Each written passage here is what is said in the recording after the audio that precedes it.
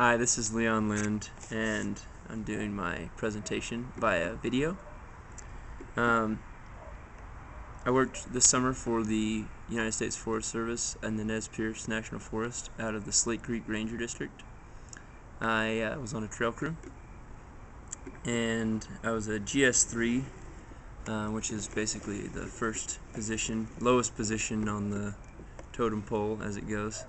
And we did a lot of different jobs out in the field, taking care of the trails. Basically, general responsibilities going in. I didn't have any real skills to give to the team.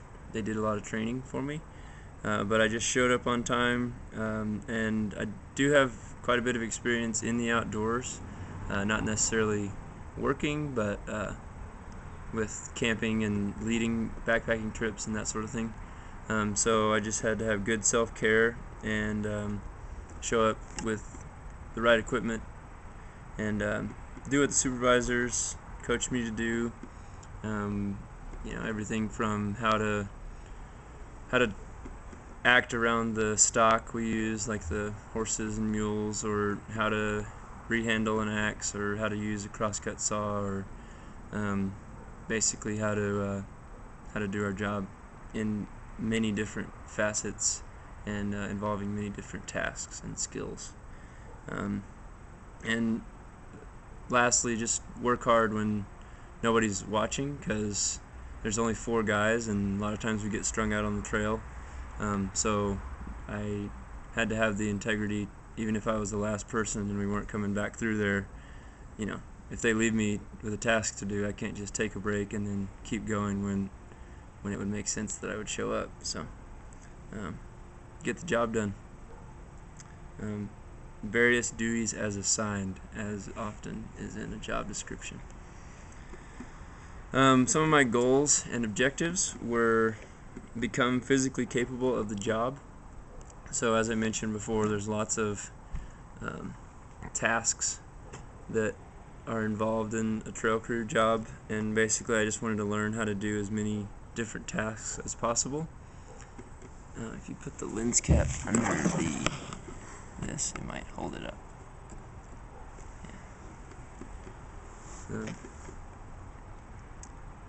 Basically, I showed up to work, and the first day was like, okay, here's your double bit axe, and this is going to be your axe, because if you use my axe and hit it in the dirt, then it kind of messes up my axe, so you need to take care of your own axe. I'm like, I don't know how to do that.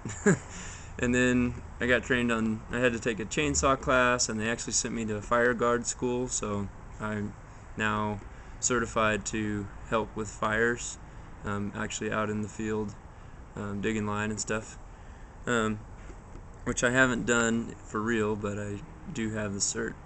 I have a Forest Service driver's license now, so basically they trained me up to be a capable member of the team, and I feel like I am towards the end of the season. But next summer, I would be able to just pick it up where I left off. And my other goal and objective was to learn where I would fit into the Forest Service as a career. And the guy 3 bosses above me has a recreation degree. He's a GS9, and he makes enough money to have a family and house and car and all the trappings of a middle-aged successful man.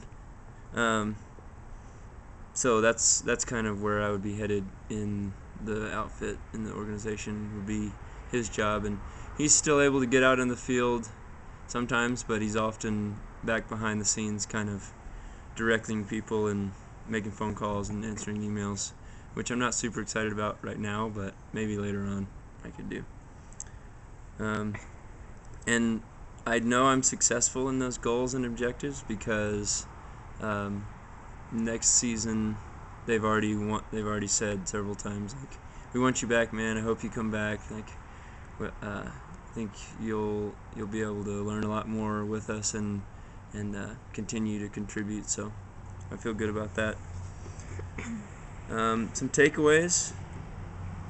in the future to talk about how they relate to courses I've had in the PRT major.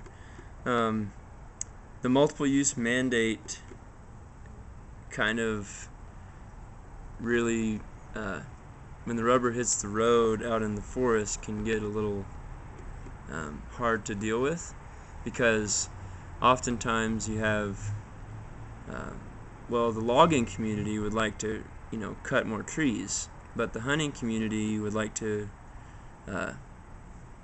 preserve the environment so that we can have more elk. And the fishing people don't want to cut any trees because that would mess up the watershed. And the wilderness people, they really love wolves. They want to go out and hear wolves in the outdoors, but the hunters all hate them because they kill the elk. So it gets, as a government organization whose purpose is to serve, what do they say? Serve the people and care for the land. Caring for the land would be a lot easier if there were no people telling the Forest Service what to do, because the Forest Service would then just grow the trees and cut them down as they see fit and go on with their business. But a lot of different users'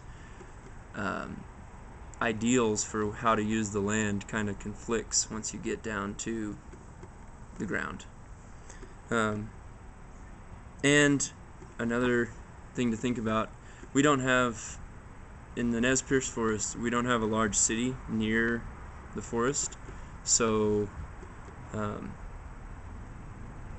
people will flock, or they do show up for salmon fishing in the spring and to raft on the Salmon River. But up in the Gospel Hump, we've seen probably, I guess, just one party of recreationists while we've been out there. We've seen other Forest Service crews, but and just a guy and his wife, getting their horses geared up and mules geared up to go out into the forest. Oh, I think we've seen two different parties of couples going out, going camping, horseback camping out in the forest. And I guess it gets busier in the fall, which I won't be able to see because I'll be in school, but that's just something to think about as far as accessibility. Like, the forest is there, it's beautiful, we have trails that are cut out, there's good hiking, there's good photography, there's good camping, but the Wasatch Forest here in Utah sees, probably hundreds of times the user visits that the Nez Perce Forest sees, just simply because of how far away it is from a major city. So they deal with a lot different goals for their forest than the wilderness areas around here, and have less funding to accomplish those goals. So anyway,